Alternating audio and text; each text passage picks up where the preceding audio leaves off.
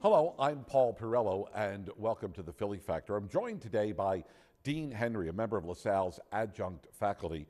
He teaches information security in the MS Information Technology Leadership Program.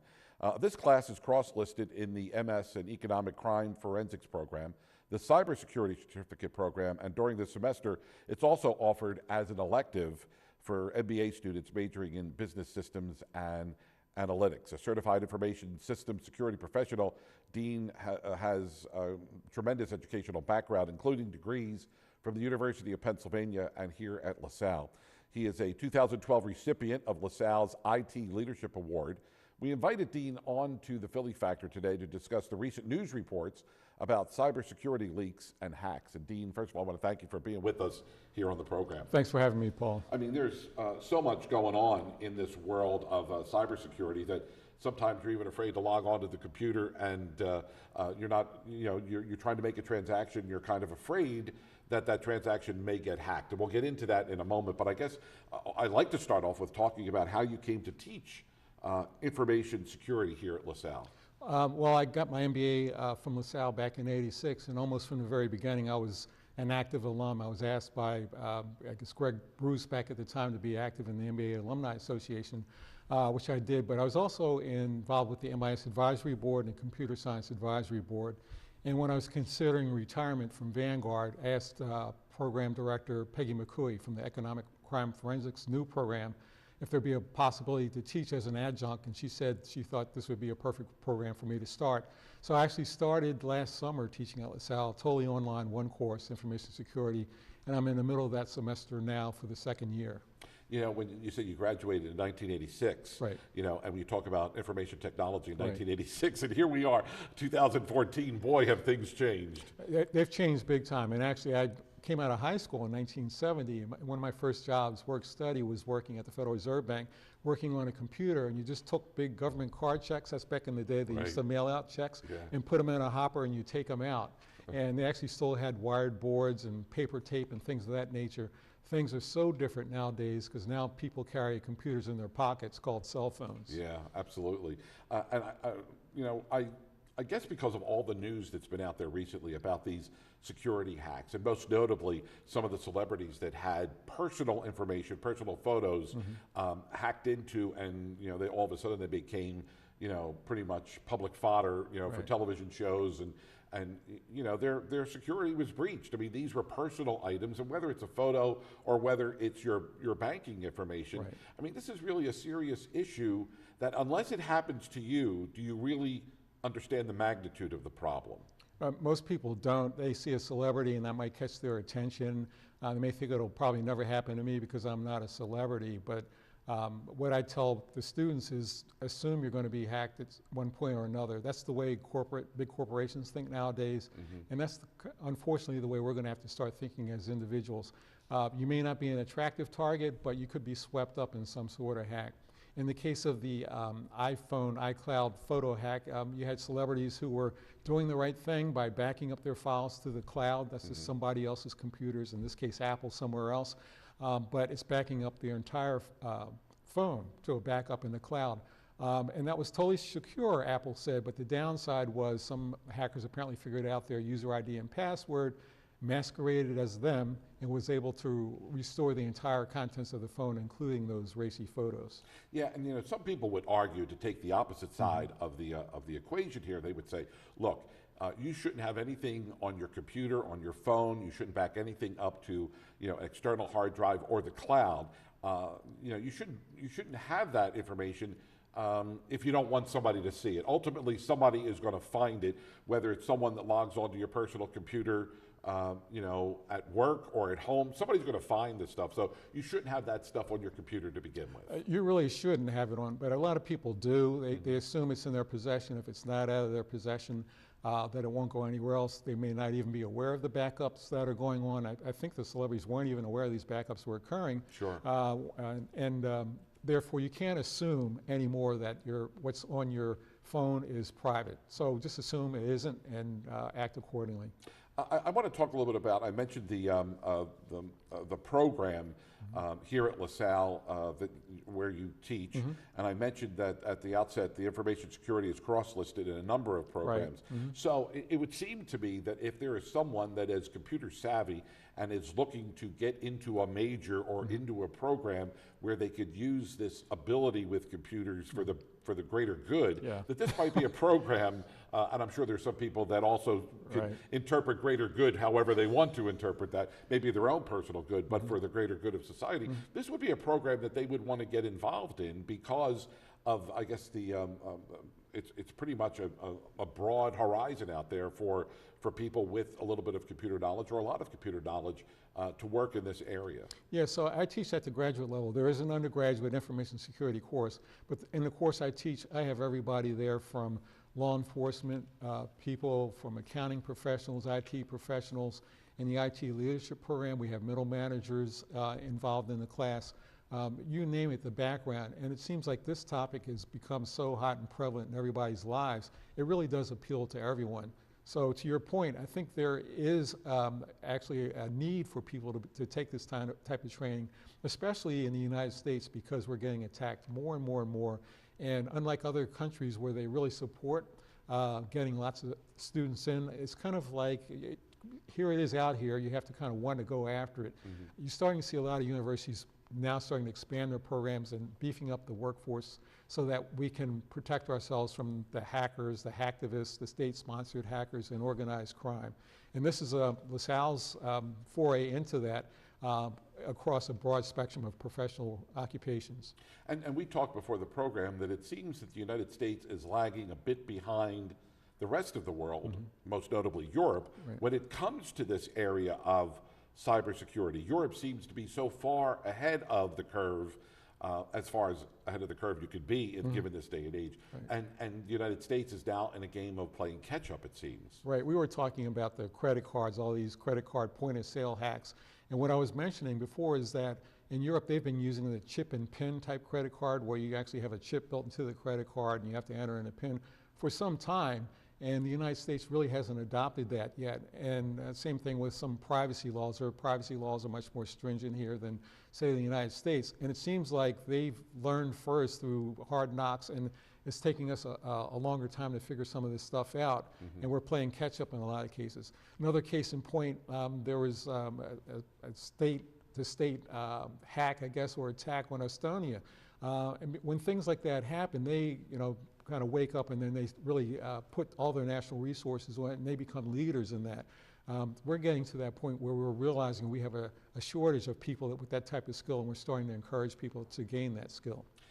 It appears that as technology grows and grows and grows, and there are devices now that are as small as a wristwatch that are coming, that it's really incumbent upon us, the consumer, to be a little more savvy, a little more aware of putting our identity out there. I'm not just talking about our name and our address and our zip code, but also our banking information. I mean, any given day, someone standing around the water cooler will say, "I can't believe so-and-so is on vacation," and they're posting Facebook pictures of them on vacation for the world to see, making their home vulnerable to a would-be burglar. I mean, that's one way that we talk about just securing our personal belongings. But even banking information. I wonder how many people even watching this program are checking their bank statement on a daily basis. Yeah, so you bring up two interesting points. I was on vacation with my wife at a family reunion on the West Coast, and I'm always careful not to put on Facebook where I'm going. I usually, if I'm going to do it, say where I've been and show pictures.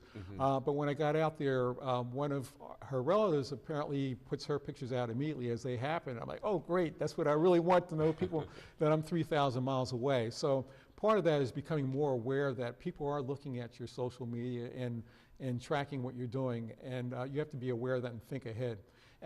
In terms of checking your bank statements, you're right, as more and more hacks are occurring, you have a cell phone, and a lot of people do, in most cases, in their pocket. It becomes easier to check your bank statements daily, if you will. I don't check mine daily at this point. I do have alerts if a high transaction goes through or my balance drops below a certain point. That gives me some sense of comfort, but I do check pretty frequently my balance online because you have to nowadays. Yeah. there have been, it seems not a day goes by, Dean, that there's a story in the news about some banking institution or some retailer or some celebrity who has had their information hacked. And part of me wonders, you know, is that we're maybe a little more aware of this, and maybe this was occurring all along, but maybe it wasn't as big or as extreme as we see. You know, a retailer like Target say that, you know, hundreds of thousands, if not millions of customers' information may have been compromised last Black Friday because of a security breach. So while that brings awareness to the issue, you know, why is it that we're seeing a proliferation of these stories now? I mean, you would think that other retailers would have learned from Target's mistake and would have gone in to check their own systems to make sure that they wouldn't be vulnerable, and yet we've seen other retailers like Home Depot, Acme, that have had problems with, you know, security breaches. You know, it really is startling to see this happen at retailer after retailer, and you would think, you know, where's the security staff at these other companies if they just saw this happen a year ago? But you're right, it does happen like that. But, you know, if you put it in perspective, I kind of take a step back. Why are we seeing stories, and it is every day, sometimes 2 stories a day. Why are we seeing this now? We didn't see this 10, 15, 20 years ago. But when I started in the field, back when it was called, I guess, data processing, and then eventually IT, I was an IT auditor, you see a weakness or a risk that might happen, and you tell senior management. And senior management would say, yeah, that's really going to happen. Who would do that? Who's got the skills to do that? Well, fast forward nowadays, everything is connected to the internet, including critical business data, your credit card information, et cetera. So now you have information that criminals want. The technology has become easier and easier to use. You have criminals that specialize now. Some just steal the credit cards. Others try to package it for someone else.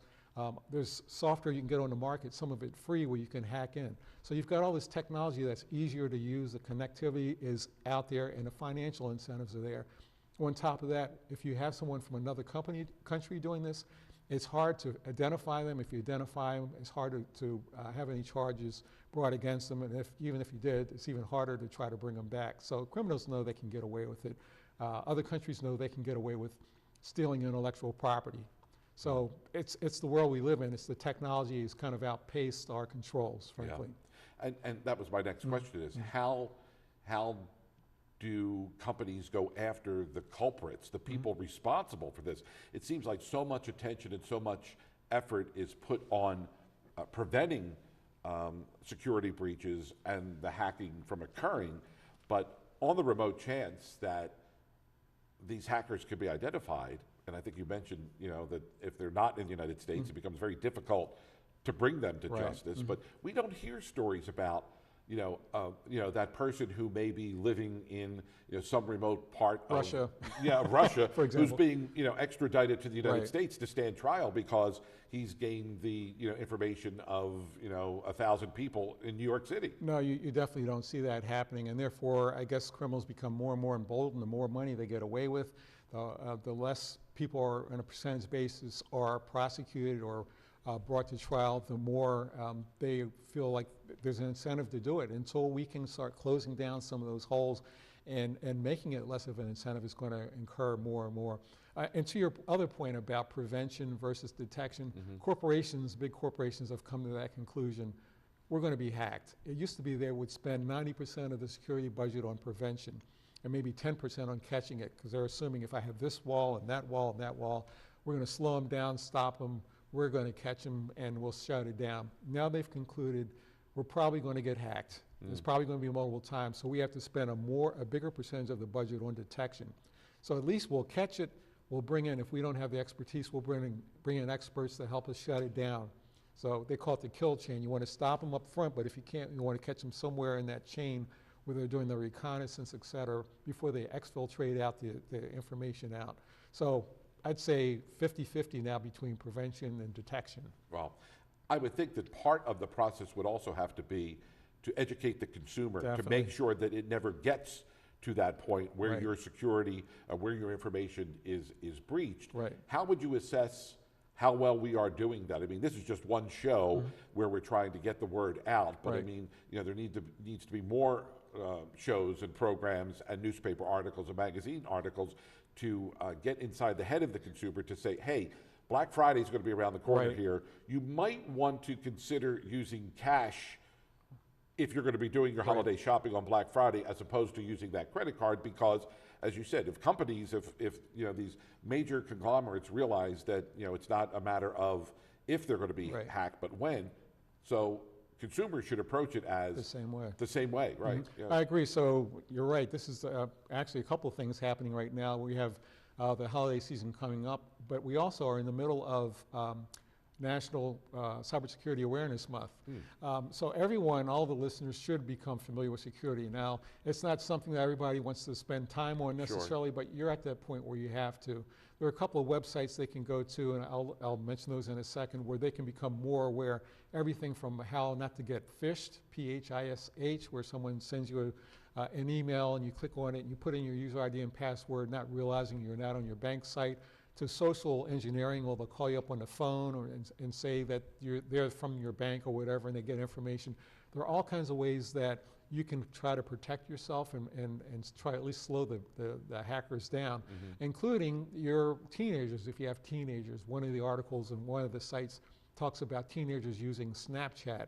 There was another hack, and they think that it's a private photo and it goes away. Everyone in the household needs to be aware, have security awareness, training awareness. So a couple of these websites will kind of, you know, give it to you in bite-sized amounts so that it's not overly technical. But I agree, security awareness is key for everyone nowadays. Yep. I want to mention also that LaSalle has, and during the program, we're putting up these websites that LaSalle has a few programs that people, if they're interested in this area of study, could actually click on, and these links are secure, they're safe. You can go to them and you can find out more information about some of the programs that LaSalle offers for students and potential students to explore. You mentioned some of those websites. You might want to just give them out here. So I mentioned, or you mentioned at the outset, the Economic Crime Forensics Program. That is, they're all www.lasalle.edu. This one is /ECF for Economic Crime Forensics. That's a master's degree. And then there's a certificate, a cybersecurity certificate that starts out the same, lasalle.edu/ and then cybersecurity. And interesting enough, that's a certificate, those credits can transfer to that economic crime forensics degree. And last but not least is the one that I actually was hired into, which is the IT leadership program. And that's lasalle.edu/IT leader. And to go back to what I was just saying, the two websites that your listeners or watchers want to go to are staysafeonline.com is one, and the other is onguardonline.gov. Both of those have security awareness information. I also want to mention, because we're talking about some of the contemporary issues that even as we sit here and speak, there's this whole other scam that's been going on about EasyPass. Yes. And you know and this might be a phishing scam where EasyPass is sending a notice to people saying that you know, they need to pay their EasyPass and you need to log on. You have to open the email. The first thing is, I would think, I don't have EasyPass. So why am I mean, you know, some common sense things that you should be thinking of is that, why am I getting an EasyPass email when I don't have EasyPass? So right away, I would want to delete that email, because that's nothing more than a scam for me to give up personal information. Exactly. So that doesn't even pass the stupid test. If you don't open up the email, you should just go ahead and delete it, because sometimes just the act of opening up the email can subject you to some sort of problem. But another general, these security awareness sites will tell you, general rule of thumb is never click on an email sent to you, on a link in an email. If you're getting something from a bank that you do banking with, just go right to the website yourself, open up your browser and put it in and see it firsthand. So for example, when I get a LinkedIn invitation, or if I get something on LinkedIn, which is a social media site basically for business, I don't accept that. I just go into LinkedIn directly and make sure that it's really there, because these hackers have gotten very proficient in figuring out how to mock up an email to make it look like it just came from there. So that's one of a no-no. You never click on an email unless you absolutely have to. A link on an email. You go to the website directly. And, you know, I'm thinking, as you're talking about, you know, going to these websites, you know, at one time the joke was, you know, we all had an uncle in Nigeria that had $1 million for it, $1 million for us, and all we had to do was to open up the email. You know, and, you know, I think everybody had that same Nigerian uncle, you know, and we laugh about it today. But you know, that was probably one of the earliest types of Yeah. phishing scams that that was out there. They have become very sophisticated now. We say that we laugh about those Right. type of emails, but sometimes even like online retailers like eBay, Right. and I've done this. I have an email will pop up, and I look at it and I'm like, this doesn't look right to me. So I will go to the official eBay.com website, go to their customer support link, and copy and paste the link or forward the email to them, Right. and let them take care of it. Right. And if it's a real email, they're likely to to respond to you. Or even the IRS. The IRS has been the subject of some of these scams, and they say that the IRS will never contact you via email if there's an issue with your taxes or whatever. They're always going to send you that notice in the mail, the good old fashioned snail mail. Yeah, there are rules of thumb like that everybody should be aware of, everyone in the household, because you can have a device and you're doing the right thing by the book, and someone in your household grabs your device and kind of undoes the whole thing because they don't know. But you're right, rules of thumb like that: don't click on emails, links in emails, don't open emails. You Sure. mentioned the Nigerian scam. It's almost like one a day I get. It's not Nigeria, it's all different ones. They're the classic ones with misspellings, and they have a sense of urgency. You have to do something right away, and sometimes you panic. It's from a bank. Everybody does banking. A lot of people do banking with big banks, so they're taking a shot at maybe your bank, and it says, you have been hacked. You have to click on this link right away. And without thinking, not remembering your security awareness training, you click on the link and now they've got you. So you really have to be on guard all the time. It's kind of like in a bad area of a neighborhood, you have to kind of be aware of your surroundings. You have to know how to act and not put yourself in that spot. And if you are in that spot, know how to react. Yeah. But it all goes back to understanding that now I need to pick up that training. It's not going to be forced on you. You have to kind of do it. And they are creative, these hackers, because oftentimes you'll get emails, and in the email or the subject line will be the name of a person that you know. Yeah. And so one thing that I've seen is that this person seems to be on vacation. They had their wallet stolen, their airline tickets, and their passports. And That's happened to my cousin all the time. yeah, right. And they need help getting back to the United States. And it's like, look how creative they are, because Right. they are using the name of a person or persons Right. that you know. How are they able to do that? Oh, it's really easy. The big way I would say is if you don't have your security settings set up a certain way on Facebook, anybody that logs onto your Facebook page can see all of your friends. So it's very easy, from a simple standpoint, just saying, oh, I'll just take a name at random, Sure. or one that says that's your brother, and I look at his site and he's out of town. Again, getting back to not saying where you are, and maybe they might fall for it, or they'll go someone elderly, a little bit older, thinking they're not as sophisticated, and try that kind of scam on them. But it's really easy to find out who your associates are, to do research. I don't want to scare people, maybe I have already, but there's all kinds of ways to find out information about you that's free on the internet. You just go to a couple of websites and you can find all kinds of things and pay some more money and find out even more detailed information. Yeah, and we should mention that this happens to people who are computer savvy, Yeah. very computer savvy, and those people who may not be computer savvy. Right. It goes back to the old type of phone call scams, where Right. people would call and say that they were raising funds for a charity or whatever, Right. and they would want your credit card information, and you give it to them, and the next thing you know, next morning your bank account is depleted because they have gone and depleted your bank account. So are there things that, besides checking our bank statements on a regular basis, on a daily basis, are there things that we should have put in effect on our accounts to try to get as much or the best security possible for when it comes to our security? Yeah, well, we talked before, and you mentioned before about the holiday season using cash. That would be my number one preference, though. You don't want to carry a lot of cash around.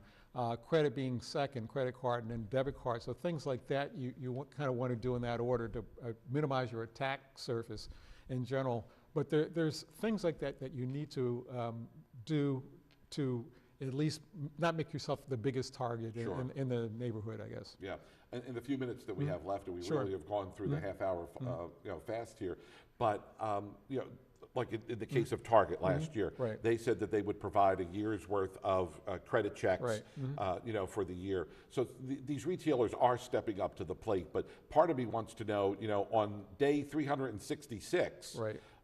might these people then become vulnerable? Because look, the hackers know that Target has put this offer out there. Right. The consumers are taking advantage of that free offer. Right. So I'm going to wait until that offer is off Right. the table, and that consumer chances are that consumer is not going to subscribe to that credit check on day 366. Right. So I actually do subscribe to those kinds of credit checks. I have credit monitoring, so you can get free credit check reports from 3 different service bureaus. But I also have things on my account where if somebody charges something over a dollar amount that I think is suspicious, I'll actually get a text on my phone, I'll get an email. Most people should do that. But I would actually recommend people investigate picking up something like that on their own, the credit reports that Target, Home Depot, et cetera, are putting out there. It's worth looking into. And you recommend, if you can't use cash or don't want to use cash, use your credit card, because chances are that transaction, if it is a fraudulent transaction, is protected Right. by the credit card company. Yeah, and exactly correct. And the downside of using a debit card, that money comes out of your checking account, and you may or may not get that money back. So that's why I try never to use my debit card for a retail transaction. Well, I want to thank you for your time. A lot of great information, recommendations, and hopefully people will listen to your advice, and it'll be a safe and secure holiday shopping season for everyone in the weeks and month ahead. So I want to thank you, Dean, for being with us here on the My pleasure. program. Thanks for having All me, Paul. Dean Henry, a member of LaSalle's adjunct faculty, with us here talking about cybersecurity. And again, you could go to the website that we had up on there on the screen, and you can find out more information about this very topic. I want to thank you for watching this edition of the Philly Factor. My name is Paul Perello. Thanks for being with us.